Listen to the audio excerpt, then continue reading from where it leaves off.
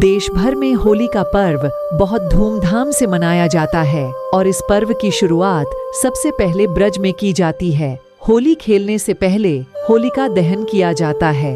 होलिका दहन में राजा हिरण्यकश्यप और भक्त प्रहलाद की कथा सुनने को मिलती और होलिका को खलनायिका के रूप में प्रस्तुत किया जाता है। लेकिन पौराणिक कथा मिलती है जिसमें वह एक बेबस प्रेमिका होती है जो अपने प्रिय इलौजी को बचाने के लिए मौत को गले लगा लेती है।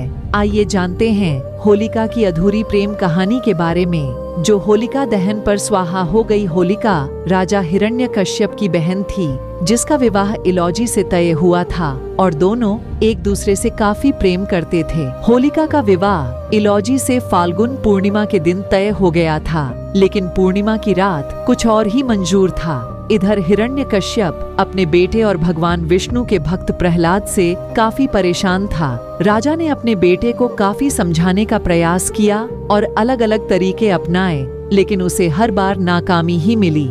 इसलिए हिरण्यकश्यप ने अपने बेटे की बलि देने का फैसला कर लिया। चूंकि होलिका को अग्नि से बचने का वरदान मिला था, तो हिरण्यकश्यप ने एक योजना बनाई और अपनी बहन होलिका को इस योजना के बारे में बताया। योजना के अनुसार होलिका को दुशाला के साथ अपने भतीजे प्रहलाद को लेकर हवन कुंड में बैठना था, जिससे हिरण्यकश्यप को प्रहलाद से मुक्ति मिल जाएगी।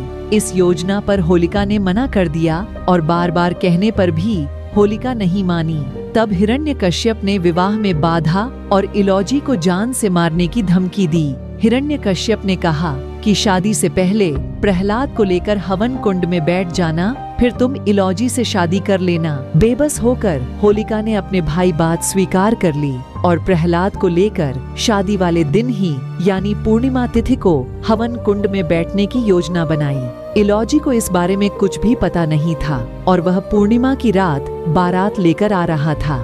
होलिका दुशाला के साथ अपने भतीजे विष्णु भक्त प्रहलाद को लेकर हवन कुंड में बैठ गई, लेकिन अचानक से हवा ऐसी चली कि दुशाला प्रहलाद के पास आ गई और होलिका जलकर भस्म हो गई और प्रहलाद का बाल भी बांका नहीं हुआ। बारात लेकर पहुँचे इलौजी ने जब यह देखा तो वह यह बात स्वीकार नहीं कर सका और वह भी अग्निकुंड में कूद गया, लेकिन तब तक अग्नि शांत हो चुकी थी। व्याकुल इलौजी यह देखकर अपना सुध बुध खो बैठा और सब कुछ छोड़कर वन चला गया।